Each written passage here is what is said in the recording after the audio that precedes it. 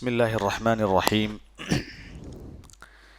إن الحمد لله نحمده ونستعينه ونستغفره ونعوذ بالله من شرور أنفسنا ومن سيئات أعمالنا من يهده الله فلا مضل له ومن يضلل فلا هادي له وأشهد أن لا إله إلا الله وحده لا شريك له وأشهد أن محمدا عبده ورسوله صلى الله عليه وعلى آله وصحبه وسلم تسليما كثيرا أما بعد حافظ ابن حجر رحمہ اللہ تعالی اپنی کتاب میں کتاب الصیام میں کہتے ہیں وعن ابن عباس رضی اللہ عنہما قال رخص للشيخ الكبير أن يفطر ويطعم عن كل يوم مسكينا ولا قضاء عليه رواه الدارقطني والحاكم وصححاه. آج کی یہ حدیث اہل الاعذار کے سلسلے میں ہے. رمضان کے مہینے میں فرض روزوں کے اندر کن کے لیے رخصتیں ہیں، کن کے لیے چھوٹ ہیں کہ وہ روزہ نہ رکھیں.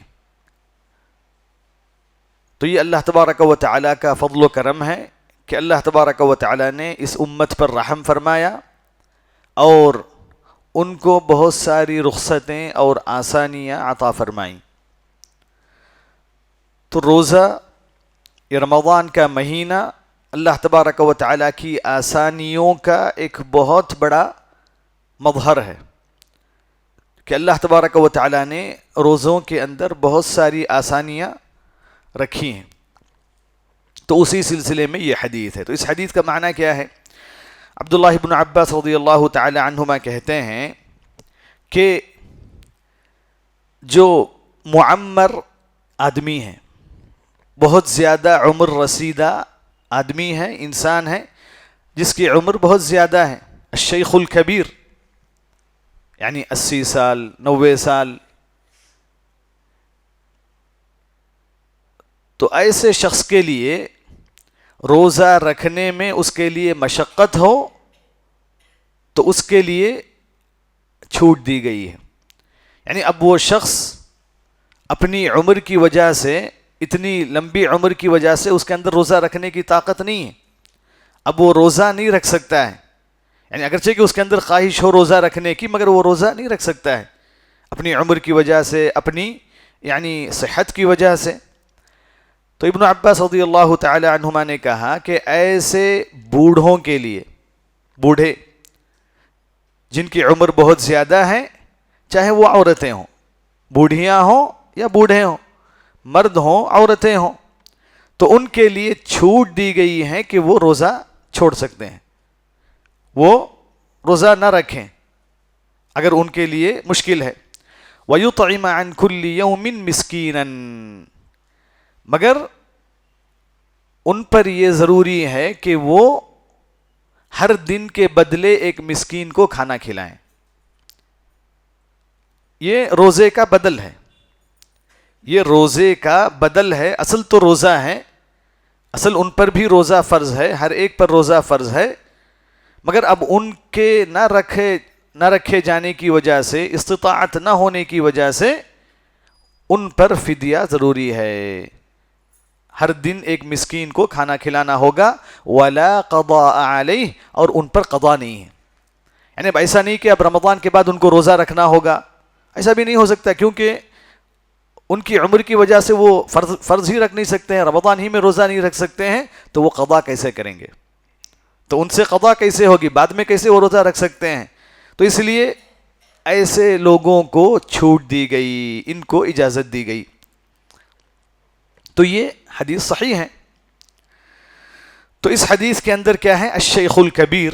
تو ہم نے اس کا معنی بیان کیا کہ بہت زیادہ عمر والا آدمی، بوڑھا یا بوڑھی، جو روزہ رکھنے سے عاجز ہو. اس کا معنی ہے الشیخ الکبیر، بڑا عمر رسیدہ انسان.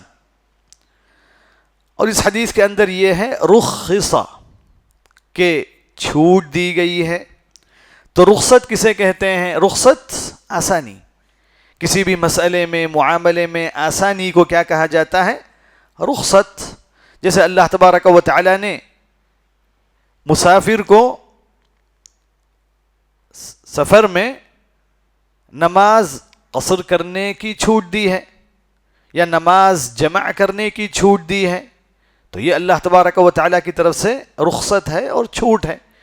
تو اس طریقے سے اللہ تبارک و تعالیٰ کی رخصتیں بہت زیادہ ہیں، بہت ساری آسانیاں اللہ تبارک و تعالیٰ نے ہر عبادت میں رکھی ہیں. جیسے اگر آدمی کھڑے ہو کر نماز نہیں پڑھ سکتا ہے تو بیٹھ کر پڑھے، اگر بیٹھ کر نہیں پڑھ سکتا ہے تو لیٹ کر پڑھے، اگر لیٹ کر بھی نہیں پڑھ سکتا ہے تو اشارے سے پڑھے، جب تک اس کی عقل اس کے پاس موجود ہے، اس کا ہوش اس کے ساتھ ہے. تو یہ اللہ تبارک و تعالیٰ کی آسانیاں ہر عبادت کے اندر ہیں. اب اس حدیث کے اندر اللہ کے ابن عباس رضی اللہ تعالی عنہما نے کہا رخص، رخصت دی گئی ہے، چھوٹ دی گئی ہے، اجازت دی گئی ہے. تو یہ ابن عباس رضی اللہ تعالی عنہما نے نبی کریم صلی اللہ علیہ وسلم کی طرف اس کو منسوب نہیں کیا، یہ نہیں کہا کہ اللہ کے رسول صلی اللہ علیہ وسلم نے اجازت دی ہے، مگر یہ ایسے کہنا بھی کیا ہے ایک صحابی کا ایسے معاملات کے اندر جزم کے ساتھ، تو اس کا معنی یہ ہے کہ ضرور انہوں نے نبی کریم صلی اللہ علیہ وسلم سے سنا ہوگا، ضرور انہوں نے نبی کریم صلی اللہ علیہ وسلم سے اس معاملے میں مسئلہ جانا ہوگا، تبھی انہوں نے کہا کہ چھوٹ دی گئی ہے، چھوٹ دی گئی ہے. اور بعض علماء کرام نے کہا کہ ہو سکتا ہے یہ ان کا اجتہاد بھی ہو، انہوں نے قرآن مجید کی جو روزے کی آیتیں ہیں ان سے انہوں نے اجتہاد کیا ہو، انہوں نے اس سے اس مسئلے کو استنباط کیا ہو، تب بھی دونوں صورتوں میں یہ صحیح ہے، دونوں صورتوں میں یہ صحیح ہے. اور اس حدیث کے اندر یہ ہے کہ اس پر قضا نہیں ہے، یعنی ایسے بوڑھوں پر اور بوڑھیوں پر جو ہے قضا نہیں ہے، کہ اس لیے کہ قضا ان سے ممکن ہی نہیں ہے، قضا ان سے ممکن ہی نہیں ہے. جب قضا بھی ممکن نہیں ہے اور ادا بھی ممکن نہیں ہے تو روزے کے بدل کی طرف جایا جائے گا. روزے کا جو بدل ہے وہ ایک مسکین کا ہر روزے کے بدلے کھانا کھلانا ہے. اور اس کے اندر کیا ہے؟ یطعم عن کل یوم مسکینا، کہ ہر دن ایک مسکین کو وہ کھانا کھلائے گا. تو اب اس کے اندر کھانا کھلانے کی مقدار مذکور نہیں ہے کہ ایسا آدمی کتنا کھلائے گا، کیسے کھلائے گا، کیا ایک ہی مسکین کو سب کھلائے گا. تو اس لیے جس کو بھی کھلانا کہا جائے وہ اس کے اندر داخل ہے. تو ہر دن کے بدلے ایک مسکین کو، یہی بہتر ہے. تو اسی لیے انس بن مالک رضی اللہ تعالی عنہ جب ان کی عمر بہت زیادہ ہو گئی، جب وہ بوڑھے ہو گئے اور ان سے روزہ رکھا نہیں جاتا تھا، تو وہ کیا کرتے؟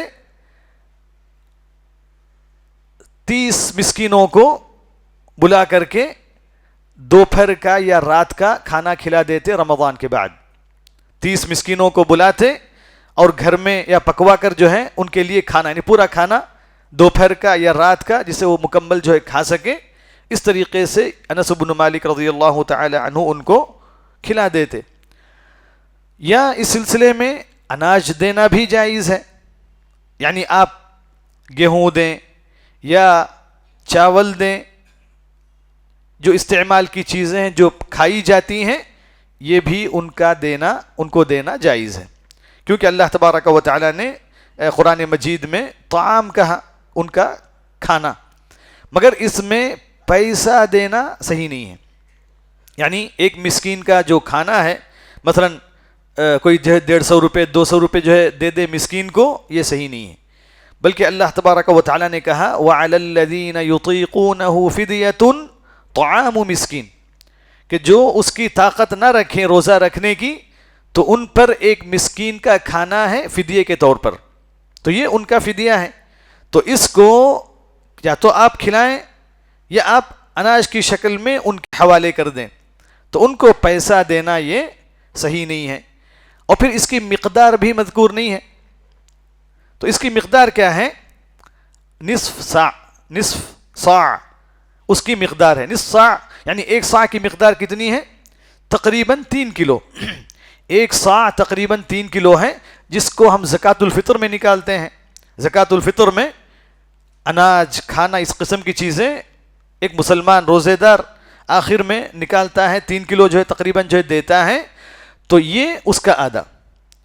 ایک مسکین کو کھلانے کا جو فدیہ ہے وہ آدھا صاع. اور آدھا صاع کتنا ہوا؟ 1.5 کلو. تو 1.5 کلو کی مقدار میں ایک مسکین کو دیا جائے گا یا اس کو جو ہے کھلایا جائے گا. تو اس حدیث کے اندر جو احکام ہیں، جو مسائل ہیں، ان کی طرف ہم آتے ہیں. تو جب سب سے پہلے اللہ تبارک و تعالی نے روزہ فرض فرمایا، اللہ تبارک و تعالی نے قرآن مجید میں کہا اعوذ باللہ من الشیطان الرجیم یا ایہا الذین آمنوا کتب علیکم الصیام. یا ایہا الذین آمنوا کتب علیکم الصیام کہ اے مؤمنو تم پر روزہ فرض کیا گیا ہے، تم پر اللہ تبارک و تعالی نے روزہ فرض کیا ہے. پھر اس کے بعد اللہ تبارک و تعالی نے کہا فمن کان منکم مریضا او علی سفر فعدۃ من ایام اخر وعلی الذین یطیقونہ فدیۃ طعام مسکین. تو اس کے اندر اللہ تبارک و تعالی نے شروع میں مسلمانوں کو رخصت دی تھی. یعنی روزے میں بھی شروع میں کیا تھا؟ جب شروع میں روزہ فرض ہوا کہ جو چاہے روزہ رکھیں، جو چاہے روزہ نہ رکھیں، مگر اس کا وہ فدیہ دے گا، ایک مسکین کو کھلا دے گا.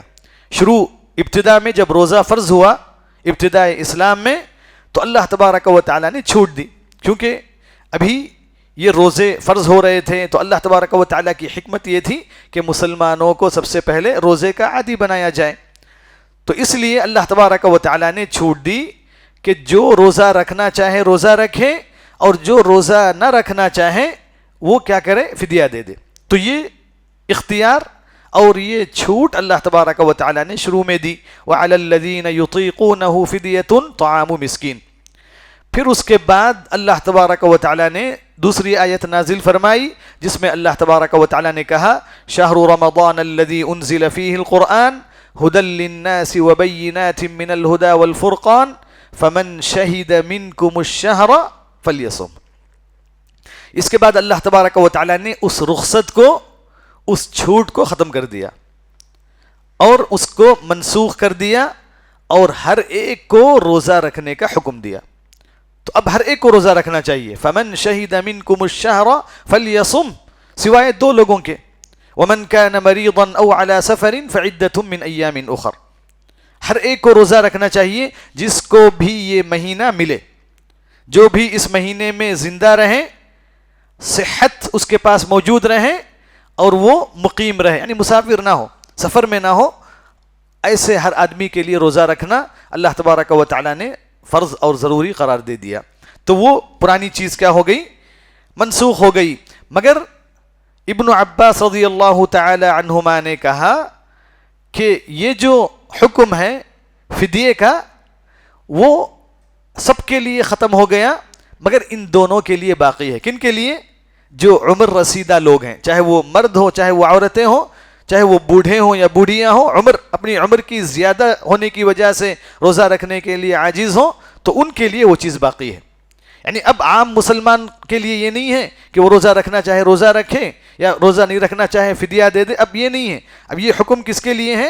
صرف ان کے لیے خاص ہو گیا جو روزہ نہیں رکھ سکتے ہیں. تو اس حدیث کے اندر اسی چیز کو جو ہے ذکر کیا گیا ہے. تو اب بعض لوگوں نے کہا کہ یہ آیت منسوخ ہے اور بعض علماء نے کہا کہ منسوخ نہیں ہے، کیونکہ یہ حکم اب صرف ان کے لیے باقی ہے، تو اس لیے منسوخ نہیں ہے. تو اسی لیے علماء کرام نے، فقہاء نے ایسے عمر رسیدہ مرد اور عورتیں، بوڑھے اور بوڑھیاں جن کے لیے روزہ نہ رکھنے کی صورت میں فدیہ ہے، فدیہ دینا ضروری ہے ان کے لیے، تو انہی پر علماء کرام نے اور بھی دوسرے لوگوں کو قیاس کیا ہے، یعنی ان کی حالت کی طرح جن کی حالت ہو ان پر بھی روزہ نہیں ہے، ان پر بھی فدیہ ہے. جیسے مثلا ایسے بعض بیمار ہیں، ایسے بعض بیمار ہو سکتے ہیں جو روزہ رکھ ہی نہیں سکتے ہیں، جو روزہ رکھ ہی نہیں سکتے ہیں، یعنی ایسی بیماری ان کو لاحق ہوتی ہیں کہ جس کے زوال کی امید نہیں ہوتی ہے، یعنی وہ بیماری ختم ہو جائے گی، اس سے ان کو شفا مل جائے گی، تو یہ نہیں ہوتا ہے. عموماً ایسی بیماریاں ہیں، اللہ تعالیٰ سب کو محفوظ رکھے سارے مسلمانوں کو. تو ایسی بیماریاں ہیں تو اس کے رہتے ہوئے وہ روزہ رکھ ہی نہیں سکتے ہیں، نہ ہی رمضان میں رکھ سکتے ہیں، نہ ہی اس کے بعد رکھ سکتے ہیں، نہ ہی اس کی قضا بھی کر سکتے ہیں. تو علماء کرام نے ایسے جو عذر کے لوگ ہیں، ایسے جو حالات کے لوگ ہیں، ان کو بھی ان پر قیاس کیا، چونکہ دونوں کی حالتیں سیم ہیں، دونوں کی حالتیں برابر ہیں. تو جیسے مثلا کینسر کی بیماریاں ہیں، تو جس کی وجہ سے وہ لوگ روزہ رکھ ہی نہیں سکتے ہیں. اور پھر اسی طریقے سے انتہائی تھکان، انتہائی کمزوری جن کو محسوس ہوتی ہے روزہ رکھنے کی وجہ سے، وہ کچھ بھی جو ہے کرنے کے قابل نہیں ہوتے ہیں. بس ایسی چیزیں ہوتی ہیں، ایسی تھکان ہوتی ہے، بعض لوگوں کو ایسی طبیعت ہوتی ہے، یعنی ہر آدمی جو ہے بہتر جانتا ہے، مطلب اس لیے تو ایسا نہیں کہ جو ہے ہر ایک کو چھوٹ دے دی جائے گی، نہیں، یہ فرض عمل ہے، فرض عبادت ہے، اللہ تبارک و تعالی نے ہر ایک پر فرض کیا ہے، سوائے ان لوگوں کے جن کے لیے تکلیف ہے. تو ایسی تھکان کے لوگ جن کو جو ہے بہت زیادہ جو ہے تھکان ہوتی ہے، یا اسی طریقے سے مثلا شوگر کی بیماری ہے، تو اس کے اندر بھی ان کو پینا یا کھانا وقتاً فوقتاً جو ہے ضروری ہوتا ہے، اس کے بغیر ان سے رہا نہیں جائے گا. اور پھر اسی طریقے سے ایسے لوگ، ایسی بیمار جن کو وقفے سے دوا کھانے کی ضرورت ہے، مثلا جو ہر 4 گھنٹے میں، ہر 6 گھنٹے میں ان کو دوا کھانے کی ضرورت ہے. اگر دوا وہ نہیں لیں گے، اگر دوا نہیں کھائیں گے تو ان کی طبیعت بگڑ جائے گی، ان کی طبیعت خراب ہو جائے گی. تو ان تمام کو فقہاء کرام نے انہی کے ساتھ جو ہے شامل کیا. کیوں؟ اس لیے کہ اب یہ تو رمضان میں فرض روزہ رکھ ہی نہیں سکتے ہیں، اور نہ ہی ان کی حالت ایسی ہے کہ وہ رمضان کے بعد اس کی قضا کریں، نہ یہ اداءً رکھ سکتے ہیں، نہ ہی قضاءً بھی رکھ سکتے ہیں. تو دونوں حالتیں ان سے ممکن نہیں ہیں. تو اس لیے علماء کرام نے، فقہا نے کہا کہ یہ بھی جو ہے اسی میں داخل ہے. تو یہ رخصت کس کے لیے ہے؟ ان کے لیے بھی ہے، یہ رخصت اور یہ چھوٹ ان کے لیے بھی ہے. اب انہی کے مشابہ بعض اور عذر والے ہیں، جن کو رمضان کے مہینے میں عذر ہوتا ہے، جیسے حامل عورت ہے، حاملہ عورت ہے، یا اسی طریقے سے دودھ پلانے والی عورت ہے جو اپنے بچے کو جو ہے دودھ پلا رہی ہے، یا اسی طریقے سے حیض جن عورتوں کو ہوتا ہے، اور اسی طریقے سے نفاس والی عورتیں. نفاس یعنی وہ خون جو زچگی کے وقت نکلتا ہے، ولادت سے پہلے جو خون نکلتا ہے، تو یہ اس حالت میں بھی وہ روزہ نہیں رکھے گی، اور نہ ہی حائض جو روزہ رکھے گی، حیض والی عورت جو ہے روزہ رکھے گی. تو ان کا کیا حکم ہے، ان کے جو ہے کیا مسائل ہیں؟ تو اس سلسلے میں یہ ہے کہ جو حامل اور مرضع عورتیں ہیں، جو حمل والی اور دودھ پلانے والی عورتیں ہیں، ان کا سب سے پہلے مسئلہ کیا ہے؟ تو ان کے سلسلے میں علماء کرام کے درمیان جو ہے اختلاف ہے کہ کیا ان پر قضاء کے ساتھ پہلی بات تو یہ ہے کہ ان کے سلسلے میں علماء کرام کے بہت سارے اقوال ہیں. بعض لوگوں نے کہا کہ ان پر صرف یعنی ان پر قضا نہیں ہے، بعض لوگوں نے کہا، بعض علماء کرام نے کہا کہ ان پر قضا نہیں ہے، بعض لوگوں نے کہا کہ ان پر قضا ہے، بعض لوگوں نے کہا کہ ان پر قضا بھی ہے اور کفارہ بھی ہے، قضا بھی ہے اور کفارہ یعنی فدیہ وہ بھی جو ہے ان پر ہے. تو اب اس کی تفصیل کیا ہے؟ صحیح بات تو یہ ہے کہ ان پر قضا ہے، کیونکہ اللہ تبارک و تعالیٰ نے ہر ایک کو روزہ رکھنے کا حکم دیا ہے، ہر ایک کو روزہ رکھنے کا حکم دیا ہے. اور پھر ان کی جو حالت ہے وہ ہمیشہ کی حالت تو نہیں ہے. یعنی حمل اگر مکمل ہو جائے تو اس کے بعد وہ روزہ رکھ سکتی ہے، اور دودھ پلانے کی مدت اگر ختم ہو جائے تو وہ روزہ رکھ سکتی ہے، اور پھر مشقت اگر ہو ہی تو وہ روزہ چھوڑے گی.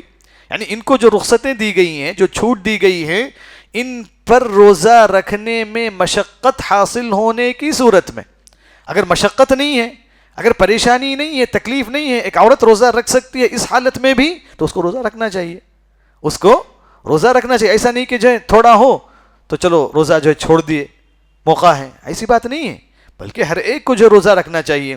تو اب ان دو کے بارے میں، جو حمل والی عورت ہیں اور دودھ پلانے والی عورت ہیں، ان کے سلسلے میں کیا ہے؟ تو ان کے سلسلے میں دو چیزیں ہو سکتی ہیں. اب یہ خود ان کی ذات ہے، حامل عورت ہے اور دودھ پلانے والی عورت ہے، اور پھر حامل عورت کا حمل، یعنی اس کے پیٹ میں جو بچہ ہے، جو بچہ نشو نما پا رہا ہے، جو بچہ جو ہے موجود ہے، اور پھر اسی طریقے سے دودھ پلانے والی جو عورت ہے اس کا بچہ. تو اب یہاں پر دو چیزیں ہیں، ایک تو خود عورت ہے اور اس کا بچہ ہے. تو اب علماء کرام نے تفریق کی ہے مسئلے میں.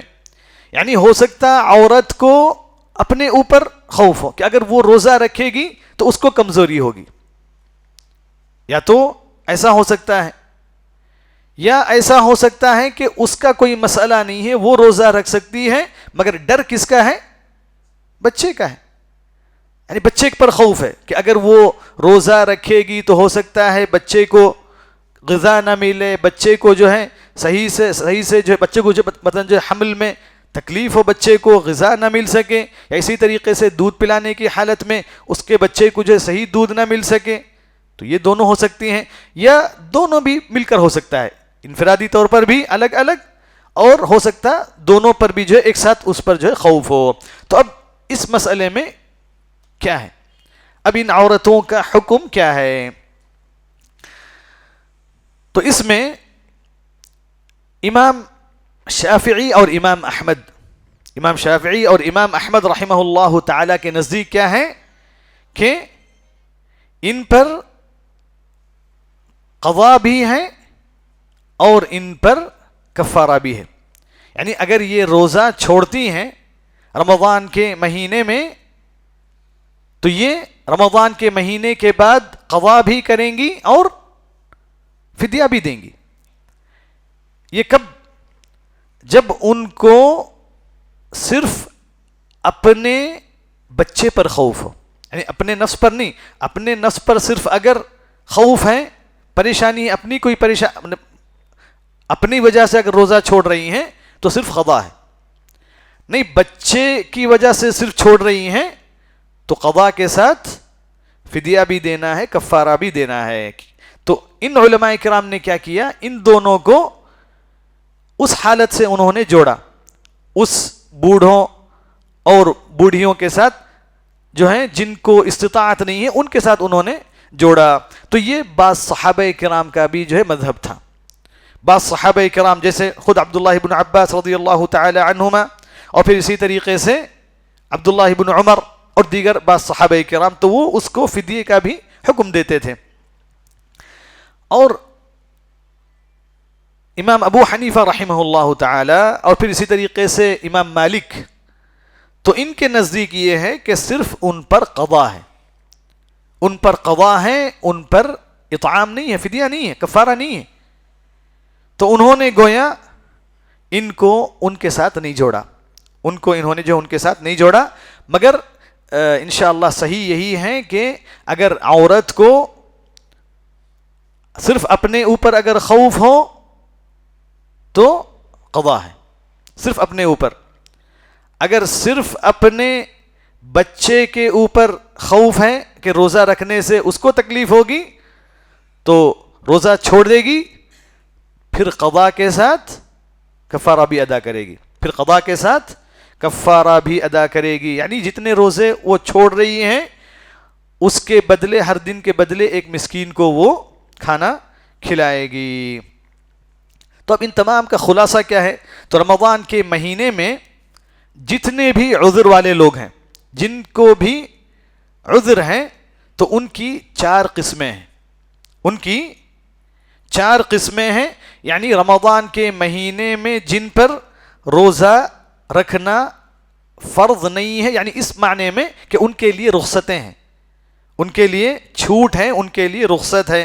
تو پہلی قسم وہ ہیں جو روزہ چھوڑ کر قضا کرنا ضروری ہے ان کے لیے۔ تو رمضان کے مہینے میں وہ روزہ اس عذر کی وجہ سے چھوڑ سکتے ہیں، مگر ان پر قضا واجب ہے۔ کون کون؟ تو سب سے پہلے وہ بیمار جس کی بیماری ختم ہو سکتی ہے، مثلا کسی کو بہت شدید سر درد ہوا، یا کسی کو بخار ہو گیا رمضان کے مہینے میں 3 دن 4 دن 1 ہفتہ، جس کی وجہ سے روزہ رکھنے کی اس کے اندر طاقت نہیں ہے، مگر الحمدللہ یہ چیز ہمیشہ رہنے والی نہیں ہے، 4 دن 6 دن 1 ہفتہ، پھر اس کے بعد الحمدللہ اللہ تبارک و تعالیٰ کے فضل و کرم سے صحت واپس آ جائے گی۔ تو ایسے آدمی پر کیا ہے؟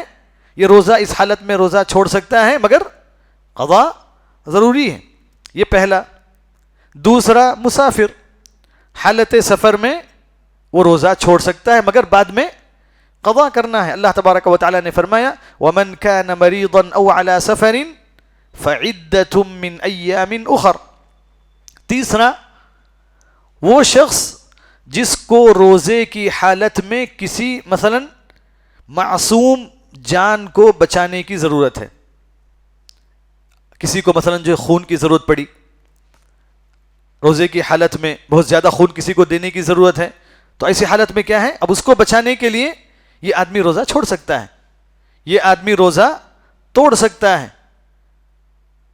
اس کو بچانے کے لیے، تو یہ بھی جو ہے جائز ہے۔ مگر یہ کیا کرے گا؟ جس دن اس نے روزہ توڑا، مثلا جس دن اس نے خون دیا، تو وہ کیا کرے گا؟ اس کی قضا کرے گا، تو اس کے لیے بھی روزہ چھوڑنا جائز ہے۔ اور چوتھے، حیض اور نفاس والی عورتیں، حیض جن کو جو ہے حیض کا خون جو ہے نکلتا ہے، مثلا جو ہے 4 دن 7 دن زیادہ یا کم، تو اس حالت میں ان کے لیے روزہ رکھنا کیا ہے؟ جائز نہیں، حرام ہے۔ جیسے ہی عورت کو حیض کا خون آئے تو اس کو روزہ چھوڑ دینا چاہیے، یہاں تک کہ حیض کا خون ختم ہو، پھر وہ اس کے بعد جو روزہ شروع کرے گی۔ تو اس مدت کے اندر جو روزہ اس نے نہیں رکھا تو اس کی قضا اس پر ضروری ہے۔ اسی طریقے سے نفاس والی عورتیں، تو ان کو بھی روزہ رکھنا حرام ہے اس حالت میں، یہاں تک کہ نفاس جو ہے ختم ہو جائے، تو ان دونوں پر بھی کیا ہے؟ قضا ہے، ان دونوں کو روزوں کی قضا کرنا چاہیے۔ بعض عورتیں ایسی ہیں جن کو مسئلہ معلوم نہیں ہے، تو حیض کی حالت میں وہ جو روزہ چھوڑتی ہیں یا نفاس کی حالت میں جو روزہ چھوڑتی ہیں، بس اس کے بعد ان کو روزہ رکھنے کی فکر ہی نہیں ہے، روزہ رکھنے کی ان کو فکر بھی مسئلہ بھی نہیں معلوم ہے۔ بعض عورتیں یہ سمجھتی ہیں کہ روزہ ان کو رکھنے کی ضرورت نہیں ہے، روزہ چھوٹ گیا خلاص، پھر اور ایک رمضان، پھر ایسے ہی جو ہے کتنے روزے ان کے چھوٹ رہے ہیں اور انہوں نے جو ہے قضا نہیں کیا ہے۔ تو ان کے لیے کفارہ یا فدیہ نہیں ہے، ایسا نہیں ہو سکتا کہ وہ عورتیں پورے جتنے روزے چھوڑے ہیں ان سب کا جو ہے کفارہ دے دیں، فدیہ دے دیں، مسکین کو کھانا کھلا دیں، یہ نہیں ہوگا، بلکہ ان پر روزہ رکھنا ضروری ہے۔ اور پھر اسی طریقے سے حامل عورتیں اور دودھ پلانے والی عورتیں، تو ان کے تعلق سے بھی ہم نے کہا کہ صحیح یہی ہے کہ ان کو بھی قضا کرنا ہے، ان کو بھی قضا کرنا ہے، مگر یہ کہ جو ہے کفارہ ہے یا نہیں ہے یہ الگ مسئلہ ہے، اس میں جو علماء کرام کا اختلاف ہے۔ مگر حمل والی عورت اور مرضع جو دودھ پلا رہی ہے، ان پر بھی روزہ رکھنا ضروری ہے، قضا کرنا ضروری ہے۔ اگر رمضان میں روزہ چھوڑ رہی ہیں تو رمضان کے بعد ان کے لیے قضا کرنا ضروری ہے۔ تو یہ 5 حالتیں ہیں جو روزہ چھوڑ سکتے ہیں، جن کے لیے رخصت ہے، مگر قضا ان پر ضروری ہے۔ دوسرے وہ لوگ ہیں جو روزہ چھوڑیں گے اور قضا بھی کریں گے اور مسکین کو کھانا بھی کھلائیں گے۔ تو اب یہ کون ہیں؟ اس میں جو ہے 2 ہی ہیں، حامل اور مرضع، حمل والی عورت اور دودھ پلانے والی عورت۔ جیسا کہ ہم نے کہا اگر اس کو اپنے بچے پر خوف کی وجہ سے روزہ چھوڑ رہی ہیں تو روزہ چھوڑ سکتی ہیں، مگر قضا بھی کرے گی اور کفارہ بھی، فدیہ بھی دے گی، اس لیے کہ یہ کفارہ اور فدیہ دینا بعض صحابہ کرام سے ثابت ہے، بعض صحابہ کرام نے اس کا جو ہے فتویٰ انہوں نے دیا ہے۔ اچھا، تیسرے لوگ کون ہیں؟ تیسری قسم وہ ہیں جن پر روزہ رکھنا نہ ہی ضروری ہے نہ ہی اس کی قضا ان پر ضروری ہے، یعنی روزہ ان پر فرض نہیں ہے اور نہ ہی ان پر قضا جو ہے فرض ہے، بلکہ ان پر اس کا بدل فرض ہے۔ تو یہ کون ہیں؟ معمر لوگ ہیں، عمر رسیدہ لوگ ہیں، بوڑھے لوگ ہیں، بوڑھے مرد اور بوڑھی عورتیں ہیں، اور ایسے بیمار جو ایسی بیماری میں مبتلا ہیں جن کی بیماری مسلسل جاری رہنے والی ہے، یا اس بیماری کی حالت میں وہ کبھی بھی روزہ نہیں رکھ سکتے ہیں، نہ ہی رمضان میں نہ ہی غیر رمضان میں۔ تو ایسے لوگ کیا کریں گے؟ فدیہ دیں گے۔ ایسے لوگ جو ہے فدیہ دیں گے ہر روزے کے بدلے، اور یہ رمضان کے بعد بھی روزہ نہیں رکھ سکتے ہیں تو ان کے لیے قضا بھی نہیں ہے۔ مگر بعض لوگ یہاں پر غلطی یہ کرتے ہیں کہ رمضان میں روزہ نہیں رکھنے کی وجہ سے، روزہ چھوڑنے کی وجہ سے ان کے پاس طاقت ہے قضا کرنے کی، بعد میں وہ رکھ سکتے ہیں، مگر فدیہ دیتے ہیں، کفارہ دے دیتے ہیں، اور سمجھتے ہیں کہ ہمارا مسئلہ ختم ہو گیا، ہم کو روزہ رکھنے کی ضرورت نہیں، قضا کرنے کی ضرورت نہیں۔ تو یہ جو ہے غلط ہے، صحیح مسئلے کو، حکم کو جاننے کی، معلوم کرنے کی ضرورت ہے۔ اور پھر چوتھے اور آخری قسم کے لوگ وہ ہیں جن پر روزہ فرض نہیں ہے اور نہ ہی ان پر قضا ہے، نہ ہی ان کا روزہ صحیح ہوگا، یعنی اگر وہ روزہ رکھیں گے تو ان کا روزہ صحیح بھی نہیں ہوگا۔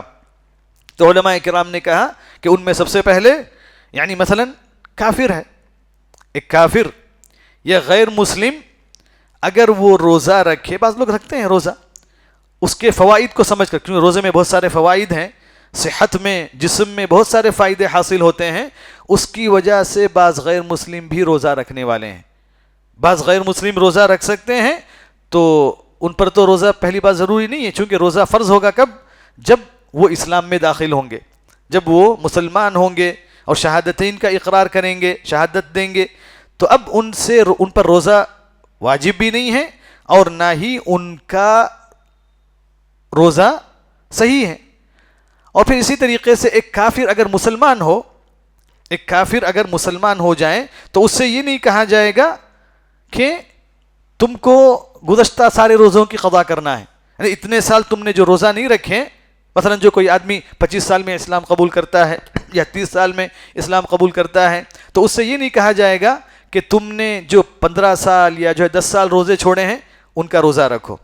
تو اس لیے کہ جو ہے اسلام میں آنے کے بعد اس کی ساری پچھلی زندگی جو ہے وہ ختم ہے، اس کی زندگی گویا جو ہے نئی زندگی ہے۔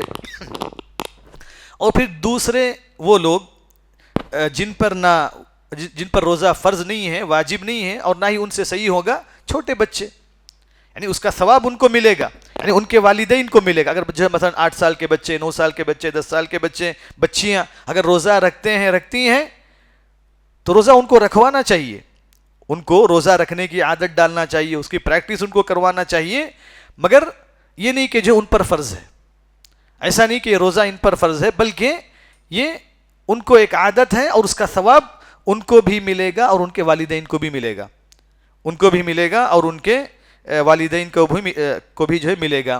اور پھر تیسرے وہ لوگ ہیں جو مثلا رمضان میں، یا ایسے لوگ ہیں جن کے پاس عقل ہی نہیں ہے، یعنی جو دماغی طور پر کمزور ہیں، پاگل ہیں، عقل ان کی نہیں ہے، تو ان کو بھی روزہ رکھنے کا حکم نہیں دیا جائے گا، اور نہ ہی ان پر روزہ واجب ہے، چونکہ جب عقل نہیں ہے ان کے پاس تو وہ مکلف ہی نہیں ہے، جب اس کے پاس عقل ہی نہیں ہے تو وہ مکلف ہی نہیں ہے، وہ جو ہے دیوانہ ہے، پاگل ہے، مجنون ہے، تو ایسے آدمی کا کوئی بھی عمل جو ہے صحیح نہیں ہوگا، اور نہ ہی جو ہے کوئی بھی عمل کرنے کے لیے اس کو کہا جائے گا جاؤ نماز پڑھو، روزہ رکھو، فلاں کرو نہیں، مگر اس پر زکوٰۃ واجب ہے، اس کے مال میں زکوٰۃ واجب ہے، مگر دوسری عبادتوں کا مطالبہ اس سے نہیں کیا جائے گا۔ مگر ان سے بڑھ کر پاگل لوگ ایسے ہیں جو ان کو مقدس سمجھتے ہیں۔ کتنے لوگ ہیں جن کو اللہ تبارک و تعالی نے عقل دی ہے، جن کے پاس عقل موجود ہے، وہ پاگلوں کو اور دیوانوں کو جو ہے مبارک سمجھتے ہیں۔ کوئی آدمی پاگل گھوم رہا ہے راستے میں، عقل نہیں ہے اس کو، اس کے کپڑے پھٹے پرانے ہیں، میل کچل اس کے جسم میں ہے، اس کو سمجھتے ہیں بہت بڑا آدمی ہے یہ، بہت بڑا ولی ہے، اعوذ باللہ. یعنی یہ پاگل وہ نہیں ہے، پاگل ایسے لوگ ہیں جو دیکھیں گے آپ لوگ کہ جو ہے درگاہوں کے پاس یا مزاروں کے پاس ایسے لوگ پڑے ہوئے ہوتے ہیں جن کے پاس عقل نہیں ہے، یا جو پیشاب میں لت پت ہوتے ہیں، جن کو استنجا نہیں معلوم ہے، جن کو کچھ بھی جو ہے نہیں معلوم ہے، سمجھتے ہیں یہ بہت بڑا جو ہے ولی ہے. اعوذ باللہ، اللہ تبارک و تعالیٰ کا اللہ جو حفاظت فرمائے. تو یہ حقیقت میں وہ مجنون نہیں ہے، مجنون وہ لوگ ہیں جن کو اللہ تبارک و تعالیٰ نے عقل دینے کے باوجود بھی کیا ہے، اپنی عقل کو استعمال کرنے سے قاصر ہیں، اپنی عقل کو جو استعمال نہیں کرتے ہیں. تو جب تک کسی، اور پھر آخری شخص وہ ہیں جس کو اپنی عقل میں جو ہے اختلاط ہو گیا. یعنی اچانک کبھی کبھی ہوتا ہے انسان کو کہ اس کی عقل جو ہے چلی جاتی ہے، عقل چلی جاتی ہے. تو جب تک اس کی عقل کی حالت ویسی ہے تو اس کو نہ ہی روزہ رکھنے کے لیے کہا جائے گا، نہ ہی اس کی طرف سے کھانا وغیرہ کھلایا جائے گا، کچھ بھی نہیں ہے.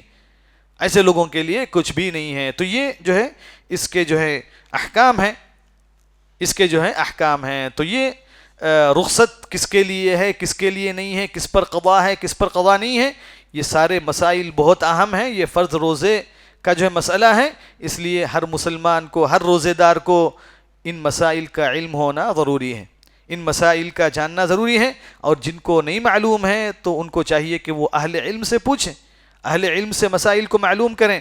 بعض لوگ جو ہے جیسے دل میں آتا ہے ویسے کرتے ہیں. مجھے ایک مسئلہ سمجھ میں آ گیا، چلو ایسے عمل کریں گے، یہ اچھا لگ رہا ہے، ایسا اچھا لگ رہا ہے، چلو کھلا دیں گے، پلا دیں گے، قصہ ختم ہو جائے گا. ایسا نہیں، یہ دین ایسا نہیں ہے کہ ہر آدمی اپنے طور پر جو ہے عمل کرے، آپ جیسا سمجھیں ویسے عمل کریں، فلاں جیسے سمجھے ویسے عمل کریں. ایسا نہیں ہے. دین کے احکام ہیں، ہر چیز کا حکم موجود ہے، ہر چیز کتاب و سنت کے اندر مذکور ہے. تو اس لیے ہر آدمی کو چاہیے کہ دین سیکھیں، مسائل کو معلوم کرے، احکام کو جانے، اور اہل علم سے، علماء کرام سے مسئلہ معلوم کریں. اور ایسے علماء کرام سے جن کے پاس حقیقت میں صحیح علم ہے. ایسا نہیں بعض لوگ مسئلے کس سے پوچھتے ہیں، عموماً جس کے پاس بھی جو ہے بڑی داڑھی ہے اور جس کے پاس بھی مثلا جو ہے کوئی جبہ وغیرہ پہن لیا، سمجھتے ہیں وہ بہت بڑا مفتی ہے، بہت بڑا جو ہے عالم ہے. ویسا نہیں ہو سکتا ہے، بلکہ وہ آپ کو مسئلہ صحیح بتائے گا جس نے سیکھا ہے، جس نے پڑھا ہے، جس نے علم کے لیے وقت دیا ہے، 10 سال 20 سال جس نے علم میں لگائے ہیں. تو ان سے مسئلے معلوم کرنا ہے. تو ان کے غلط مسئلہ بیان کرنے کی وجہ سے بہت سارے فتنے اور بہت ساری غلطیاں جو ہیں امت کے اندر پیدا ہوتی ہیں اور لوگوں کو گمراہ کیا جاتا ہے. اللہ تبارک و تعالی ہم سب کو دینی علم حاصل کرنے کی توفیق عطا فرمائے.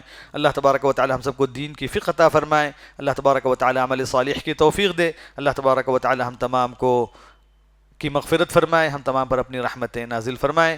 آمین. وآخر دعوانا ان الحمد للہ رب العالمین وصلی اللہ وسلم علی نبینا محمد وعلی آلہ وصحبہ اجمعین والحمد للہ رب العالمین.